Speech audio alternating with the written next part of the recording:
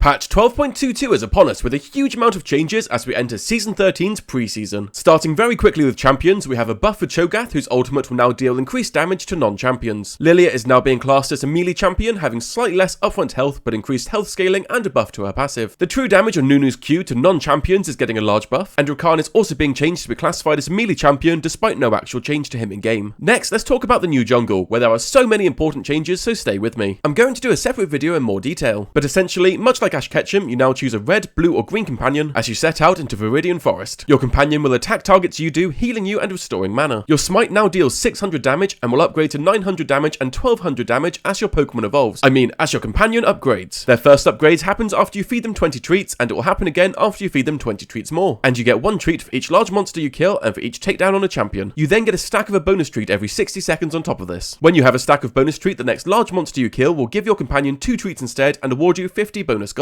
When fully upgraded, companions give you the buff where you take 30% reduced damage from monsters while 2 allies are nearby. In addition, the green companion gives you a permanent shield with tenacity and slow resist. The red companion quickly builds up stacks. You can then spend these stacks next time you attack a champion, making your next attack slow and deal additional splash damage. And the blue companion gives movement speed when entering a brush or after killing a large monster. Other jungle changes include, after killing a large monster, after 10 seconds of not being in combat, all smaller creatures will die. This removes the common method of counter-jungling by leaving a small creature up. Another change is junglers will now deal 20% increased damage to monsters on their own side of the jungle, but this is not applied to the enemy side of the jungle for you. Also, instead of Gromp giving you a large heal, all monsters will now give you a heal upon being killed, as long as you have a jungle companion. Also, a lot of monsters are getting increased health to go alongside your increased damage, and they'll all now deal current health damage on hit. Oh, and Krugs are now less annoying to kill, with the main Krug now only dropping 4 mini Krugs. The final changes include the Rift Scuttler no longer having a shield, jungle camps will now show their leash range, and Rito will now recommend you a jungle path. Chemtech Drake is back in the game with its buff giving 5% tenacity and slow resist, and the Chemtech Soul will give all players a buff which increase their damage by 10% and reduces all damage taken by 10% as long as they're below 50% health. In addition, when it's a Chemtech Soul map, all plants on the map will change. The healing honey fruits will now also give a shield and not slow you. The blast cones now hit you twice as far, absolutely launching you. And the Scryer's blooms will now reveal an additional area around them, and allies will gain movement speed in the direction it reveals, and enemy wards revealed will be taken down to 1 health. We're also getting additional pings, being able to tell our team more precise information. This includes telling our team to push, to all in, to hold and to bait, as well as say vision is cleared or to request vision in an area. We're also being given a vote system, where players can vote for each objectives to reduce confusion. We're also getting an absolute ton of new items, as well as many current items being changed. This is way too much to go over in a patch video, so I'll upload a video on this shortly. Other changes include, if there's an AFK on your team, you can surrender much earlier. In Champion Select, everyone is anonymous, so you can't look up stats before the game starts. Also, if someone is still on the fountain at 90 seconds, you can remake the game. And finally, we have a ton of new Space Groove skins, including one for Ornn. In addition, Victoria Sejuani will be given out.